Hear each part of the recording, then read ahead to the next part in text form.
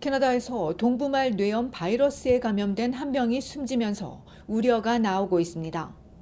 연방보건당국에 따르면 오타와 지역에 거주하는 주민 한 명이 지난달 이 바이러스에 감염돼 숨졌습니다.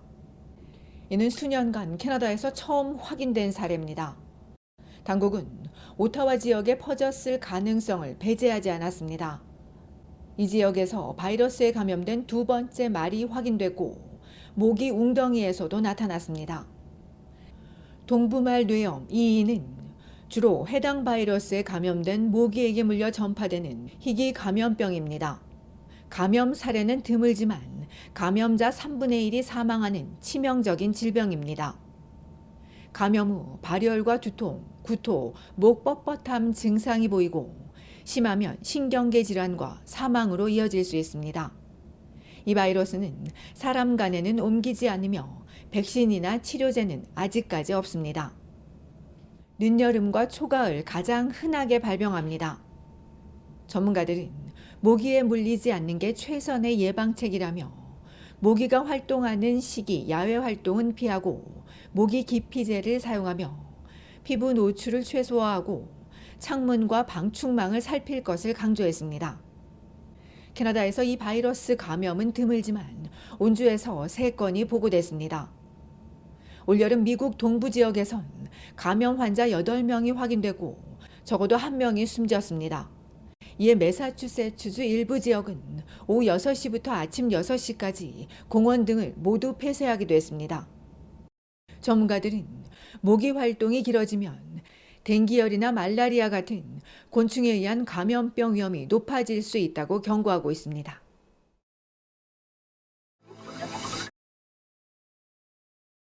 점점 더 많은 곳에서 점점 더 많은 팁을 요구하고 있다는 불만이 커지는 가운데 퀘벡주에선 팁을 규제하는 법안이 상정됐습니다. 캐나다인 대다수는 식당과 미용실, 호텔 하우스키핑, 택시, 음식 배달에 팁을 주는 건 맞다고 생각하지만 테이크아웃이나 소매점 요구는 적절치 않다고 보고 있습니다. 여론조사기관 내러티브에 따르면 테이크아웃 할 때나 소매점에 팁을 준다는 응답은 각각 7%와 19%에 불과했고 식품점 픽업과 패스트푸드점도 응답자 10명 중 8명이 단말기에서 팁을 보더라도 무시한다고 답했습니다. 우버나 리프트 등 승차 공유 서비스에 대해서도 단 39%만이 팁을 준다고 응답했으며 택시는 이보다 조금 더 높았습니다. 팁으로 얼마가 적당한지 묻는 질문에 식당은 절반 이상이 15%를 준다고 했지만 5%를 준다는 응답자도 17%에 달했고 아예 주지 않는 응답도 6%가 나왔습니다. 요즘 식당 단말기를 보면 최소 기준이 18%인 경우가 많은데 그럼에도 캐나다인 대다수는 15%를 주는 것으로 나타났습니다. 미용실도 절반에 가까운 응답자가 15%라고 답했지만 5%만 준다는 응답자는 23%였고 팁을 주지 않는 경우도 13%로 조사됐습니다.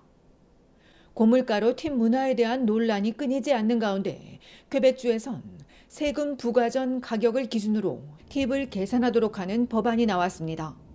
정부는 많은 가정이 고물가의 압박을 받고 있다며 주민들의 주머니 사정을 살피고 구매자를 보호하기 위한 조치라고 강조했습니다.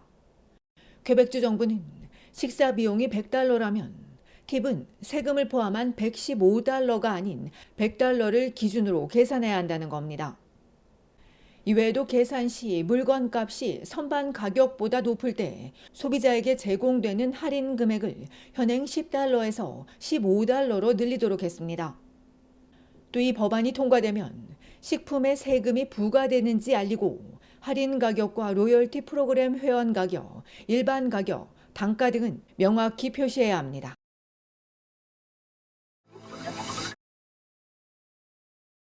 캐나다인의 가계부채 비율이 계속해서 낮아지고 있습니다. 어제 연방통계청이 발표한 바에 따르면 지난 4월부터 6월까지 올 2분기 가처분 가계소득 대비 부채 비율은 175.5%입니다. 전분기 176.7%에서 낮아지며 5분기 연속 하락세입니다.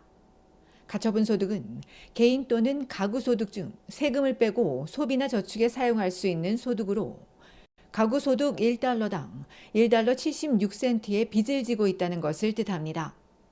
소득 대비 부채 비율은 2022년 3분기 184.8% 정점을 찍은 뒤 계속 하락했습니다. 가계부채 비율이 낮아지면서 소비 위축으로 이어질 수 있다는 우려가 나오는 가운데 가계부채 위험성을 보여주는 가처분 소득 대비 원리금 상환 비율은 1분기보다 더 높아졌습니다. 고금리 상황이라 가계빚 부담이 여전히 높은 겁니다. 모기지 부채 상환 비율은 8.18%로 가처분 소득의 8% 이상을 쓰고 있으며 부채 상환액 중 이자가 차지하는 비중은 매우 높은 수준입니다. 이 밖에 캐나다 가계의 평균 부채는 모기지를 포함해 17만 7천여 달러입니다. 전문가들은 연방중앙은행의 기준금리 인하 기조가 향후 가계 부담을 다소 줄여줄 수 있을 걸로 예상했습니다. 다만 향후의 모기지 갱신은 여전히 불안 요인이라고 지적했습니다. 한편 2분기 캐나다 가계 순자산이 처음으로 17조 달러를 돌파했습니다. 가구당 평균 순자산은 100만여 달러입니다. 다만 상위 20%가 전체 자산의 3분의 2 이상을 보유하면서 부의 고른 분배는 이루어지지 않고 있다는 지적입니다. 이 밖에도 전문가들은 주택시장 활동이 연말이나 내년 초까지 크게 반등하지 않을 것으로 예상했으며 3분기에도 가계 자산은 적당히 증가할 것으로 전망했습니다.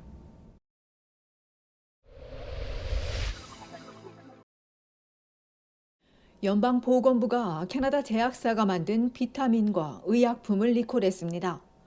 리콜 약품은 젠프 제약사의 비타민 D3와 통증이나 발열 치료제인 아세트아미노펜 325mg과 500mg, 고혈압 치료제인 텔미사르탄 80mg으로 이들 약품에 과체중 또는 저체중 정제가 포함됐을 수 있습니다.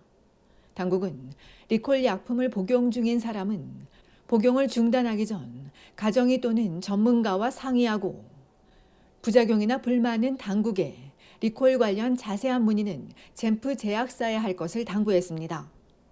이외에도 연방식품안전청 CFIA는 코스트코에서 판매된 그릭 요거트에서 곰팡이가 발견됐다며 커클랜드 시그니처 브랜드 그릭 요거트 24개들이를 리콜했습니다.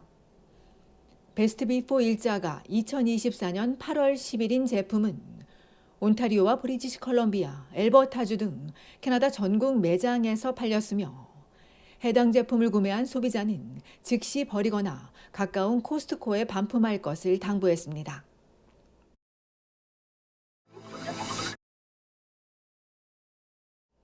온타리오주 토론토 경찰은 현금 지급기에서 돈 찾는 노인들만 골라 절도 행각을 벌이는 범죄가 증가하고 있다며 각별한 주의를 당부했습니다.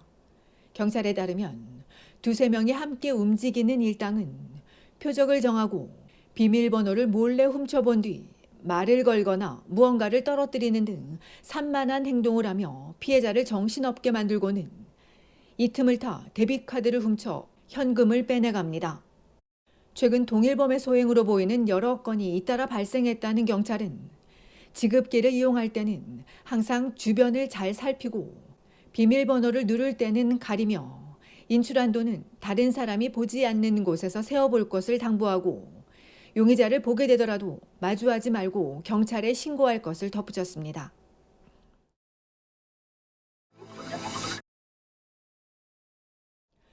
온타리오주 토론토 대중교통위원회와 로저스가 지하철역에 무료로 제공하던 인터넷 서비스를 중단하기로 했습니다.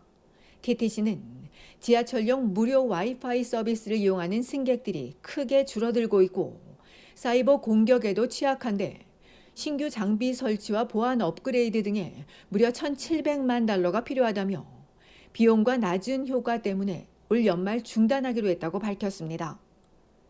이와는 달리 토론토시가 공공 와이파이 접속 확대 방안의 일환으로 이 옵션을 검토할 수 있다고 전한 가운데 로저스는 지하철역과 터널에 진행 중인 5G 서비스 확장은 계속할 것이라고 전했습니다.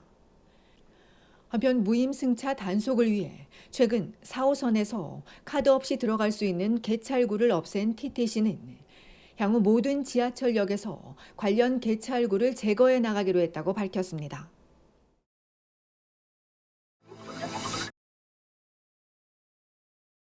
온타리오주의 아리랑 한인 요양원이 민속 대명절 추석맞이 야외 바베큐 나들이를 가졌습니다. 이 행사는 코로나 팬데믹 이후 처음으로 요양원 거주 어르신과 가족들, 그리고 요양원 직원들과 봉사자들은 어제 오전 11시부터 오후 2시까지 얼베일스 공원에 다 같이 모여 게임과 점심을 나누며 환하게 웃었습니다. 점심 전 간단한 아침 운동으로 몸을 푼 모두는 요양원 측이 준비한 LA 갈비와 쌈, 영양죽, 수박을 맛있게 먹고 이어 두 팀으로 나눠 봄 노래와 가을 노래를 번갈아 부르며 단체 게임을 즐겼습니다. 오랜만에 추석맞이 나들이 행사에 어르신과 가족들은 따스한 날씨 속 가을 정취를 한껏 느끼며 아름다운 추억을 만들었습니다. 한편 이날 행사를 위해 요양원 직원들은 물론 아리랑 시니어 센터 이사들과 봉사자들이 아침 일찍부터 나와 음식 준비해서 선물 전달까지 적극적인 지원을 아끼지 않았습니다.